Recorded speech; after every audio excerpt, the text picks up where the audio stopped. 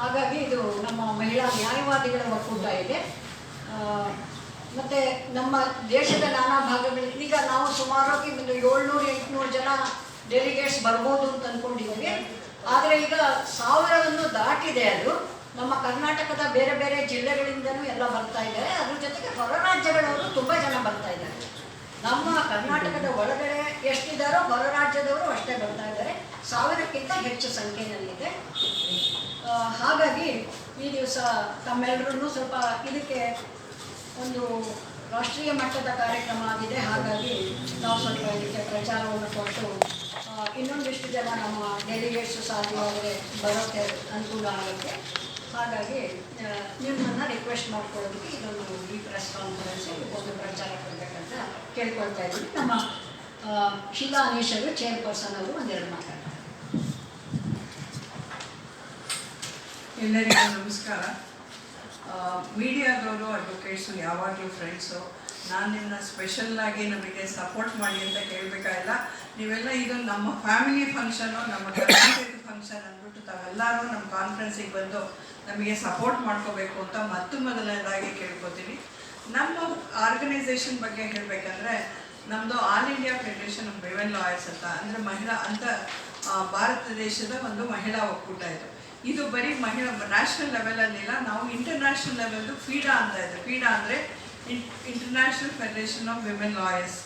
ಅದು UNO ಜೊತೆ affiliate ಆಗಿದೆ. UNO ಕನ್ವೆನ್ಷನಲ್ಲೆಲ್ಲ ನಾವು ಫಾಲೋ ಮಾಡ್ತೀವಿ. ನಮ್ಗೆ ಪ್ರತಿ ವರ್ಷ CSW ಅಂತ ಒಂದಾಗುತ್ತೆ, ಸ್ಟೇಟಸ್ ಆಫ್ ವಿಮೆನ್ ಬಗ್ಗೆ ಸ್ಟಡಿ ಮಾಡೋದ್ರಲ್ಲಿ ನಮ್ಮನ್ನು ಪ್ರತಿ ವರ್ಷ UNOಗೆ ಇನ್ವೈಟ್ ಮಾಡ್ತಾರೆ. ನಾವು ಫೀಡಾಯಿಂದ ನಾವೆಲ್ಲ ಒಂದು 20-25 ಜನ ನಾವು ಹೋಗ್ತೀವಿ ನ್ಯೂಯಾರ್ಕಲ್ಲಿ ನಡೆಯೋ ಸಮ್ಮೇಳನಕ್ಕೆ. ಆ ರೆಸಲ್ಯೂಷನ್ನು ಕನ್ವೆನ್ಷನ್ ಆಗಿದ್ದನ್ನು ನಾವು ಎಲ್ಲ ಕಡೆ ಮಹಿಳಾ ಯಾವುದಾದ್ರು ಸಂಘಗಳಿದೆ ಅದಕ್ಕೆಲ್ಲ ಹೇಳಿ ಅದನ್ನು ಪ್ರಮೋಟ್ ಮಾಡ್ತೀವಿ, ಅದನ್ನು ಫಾಲೋ ಮಾಡೋದನ್ನು ಮಾಡ್ತೀವಿ. ನಮ್ಮ ಮಹಿಳಾ ಒಕ್ಕೂಟದ ಬಗ್ಗೆ ಹೇಳಬೇಕಂದ್ರೆ ನಮ್ಮದು ಒಂದು 20 ಸ್ಟೇಟಲ್ಲಿ ಈಗಾಗಲೇ ಎಸ್ಟಾಬ್ಲಿಷ್ ಆಗಿದೆ all India federation of women lawyers. ಪ್ರತಿ 2 ವರ್ಷಕ್ಕೆ ಒಂದ್ಸತಿ ನಾವು ಈ ಸಮ್ಮೇಳನ ಮಾಡ್ತಾ ಇರ್ತೀವಿ. ಆ ಟೈಮಲ್ಲಿ ಕರೆಂಟಾಗಿ ರಿಲೆವೆಂಟ್ ಆಗಿರುವಂಥ ಯಾವುದಾದ್ರೂ ಒಂದು ಇಶ್ಯೂಗಳನ್ನ ತೊಗೊಂಡ್ಬಿಟ್ಟು ಅದ್ರ ಬಗ್ಗೆ ಒಂದು 4-5 ಸೆಮಿನಾರ್ ಮಾಡಿ ಅದರಲ್ಲಿ ಆಗೊಂದು ಎಲ್ಲರ ಒಪಿನಿಯನ್ ಏನು ಬರುತ್ತೋ ಅದಂತ ರೆಸಲ್ಯೂಷನ್ ಮಾಡಿ ಒಂದು ಗೌರ್ಮೆಂಟಿಗೆ ನಾವು ಒಂದು ಒತ್ತಡ ಹಾಕುವಂಥ ಪ್ರಯತ್ನ ಮಾಡ್ತೀವಿ. ನಾವು ಈ ಸತಿ ಆ ಥರ ಯಾವ್ಯಾವ ಸಬ್ಜೆಕ್ಟ್ ತೊಗೊಳ್ಳೋಣಪ್ಪ ಅಂತ ಮಾಡಿದಾಗ ಸುಮಾರು 100 ಸಬ್ಜೆಕ್ಟನ್ನು ಲಿಸ್ಟ್ ಮಾಡಿದ್ವಿ. ಅದರೊಳಗೆ ತುಂಬ ಇಂಪಾರ್ಟೆಂಟ್ ಅನ್ನುವಂಥ 4 ಸಬ್ಜೆಕ್ಟ್ ತೊಗೊಂಡಿದ್ದೀವಿ. ಯೂನಿಫಾರ್ಮ್ ಸಿವಿಲ್ ಕೋಡ್ ಆಗಬೇಕು ಅಂತ ನಮ್ಮೆಲ್ಲರದು ಒಮ್ಮತ. ಯಾಕೆ ಅಂದರೆ ಅದು ವಿಮೆನ್ಗೆ ಭಾಳ ಬೆನಿಫಿಟ್ ಇದೆ. ಆ ಥರ ಆದರೆ ಅದರಿಂದ ನಾವು ಯೂನಿಫಾರ್ಮ್ ಸಿವಿಲ್ ಕೋಡ್ ಬಗ್ಗೆ ಒಂದು ಸೆಮಿನಾರ್ ಅರೇಂಜ್ ಮಾಡ್ತೀವಿ.